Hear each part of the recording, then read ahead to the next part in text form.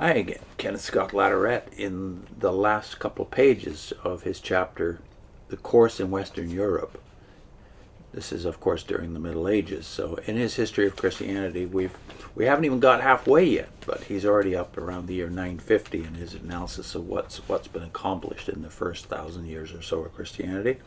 This is the effect of Christianity on the West. What effect did Christianity have upon Western Europe?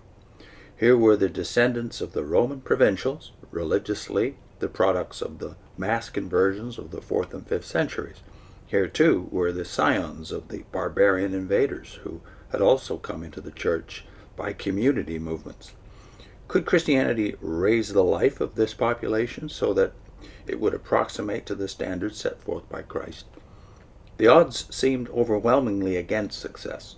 Not only did Christianity face the obstacle of human nature, basically corrupted by sin, as Augustine had so clearly pointed out, but it also was confronted by the remnants of Greco-Roman civilization, the civilization which had crucified Jesus, and which Augustine had seen as the stark contrast with the city of God. Within the borders of Western Christendom there were chronic fighting and rapine, and on its borders were the aggressive Muslim and frankly pagan peoples who were constantly seeking to press into a partially and superficially Christianized area.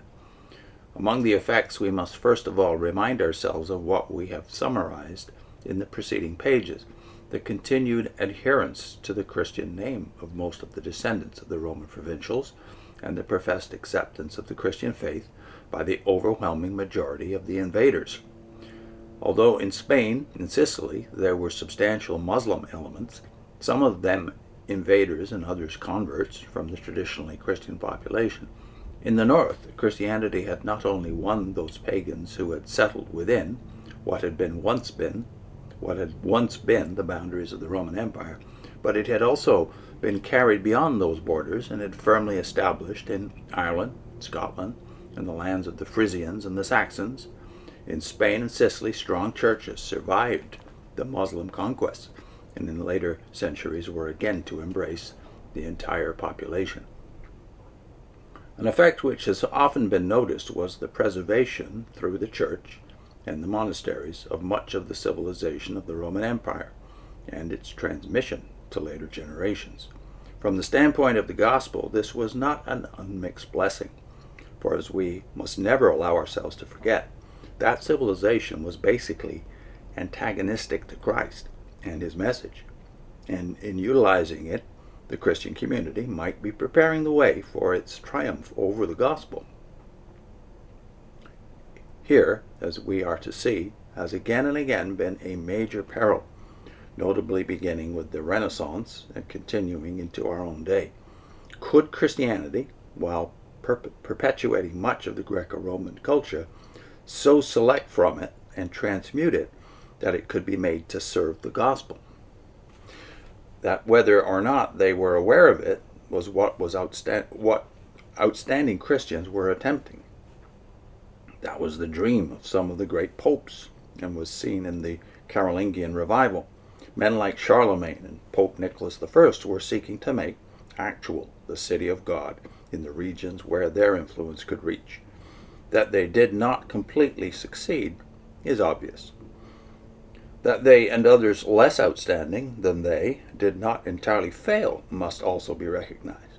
In the new stage of culture which was emerging in Western Europe, there was more conscious effort to bring all of human life into submission to Christ than there had been under the pre-6th century Christian Roman emperors.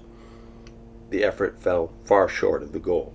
The visible church was penetrated and at times seemingly captured by irreconcilably hostile forces. The majority of the laity had at best only a faint insight into the meaning of the Christian message. Large portions of the clergy were corrupt. Prominent administrative posts, including the episcopate, tended to be captured by men ambitious for place and power in a fashion which quite contradicted the gospel.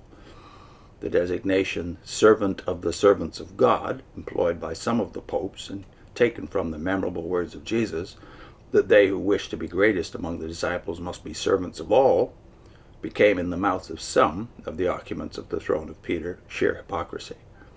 The property owned by the church, theoretically to be used for the welfare of men, became a major menace to the true genius of the church.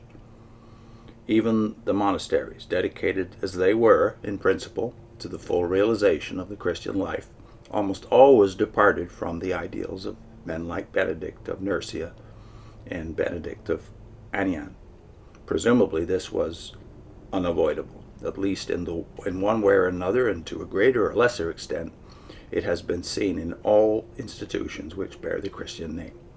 Yet Western Europe, after 500, and especially as a result of what had been achieved between the year 500 and the year 950, in the centuries which immediately followed the latter date, was more nearly molded by the gospel than it had been before the disintegration of the Roman Empire and the great invasions.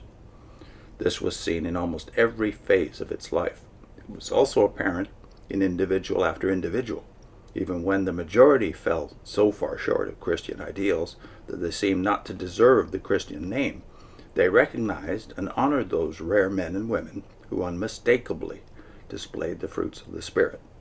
These they called saints. Cults arose in their honor, their physical relics were venerated, and they were regarded as worthy of emulation by all Christians. So very much a wheat and weed situation, which is what, of course, the parables of Christ would have led us to expect. Interesting insights by Northrop Frye, the great literary critic from Canada, who we might not realize was a United Church minister, who became the world's most famous literary critic about 2 generations ago. He gives in his most famous book, The Great Code, he gives 2 reasons why Christianity conquered the Roman Empire and most of paganism, in the West anyway. I'll put that link on your screen. Also, a link to a playlist we don't plug very much, which is the New Testament and Paganism. See you next time.